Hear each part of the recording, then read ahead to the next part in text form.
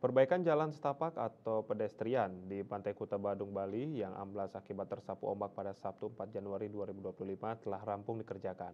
Saat ini kondisi pedestrian tersebut sudah kembali seperti sedia kala. Kepala Bidang Sumber Daya Air Dinas Pekerjaan Umum dan Penataan Ruang PUPR Kabupaten Badung, Ana Agung Ramaputra menyatakan bahwa pengerjaan perbaikan dimulai sejak Selasa 7 Januari 2025 dan kini sudah selesai. Untuk menangani kerusakan tersebut, pihaknya menurunkan alat berat dan sejumlah pekerja untuk menyusun ulang beton pedestrian. Sebanyak 10 pekerja dikerahkan guna mempercepat proses perbaikan. Ia menyebutkan perbaikan tergolong mudah karena hanya memerlukan penyusunan ulang beton, serupa dengan pemasangan vaping. Kung Rama juga mengungkapkan bahwa total panjang kerusakan mencapai sekitar 20 meter.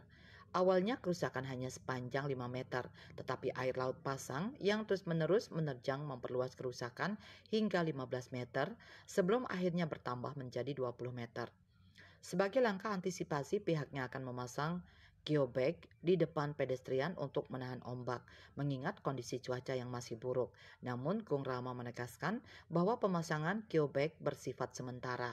Dalam waktu dekat, Balai Wilayah Sungai BWS Bali Penida akan melakukan penataan lebih menyeluruh, mencakup pemasangan revetment dan pengisian pasir sebagai langkah permanen untuk menjaga stabilitas Pantai Kuta.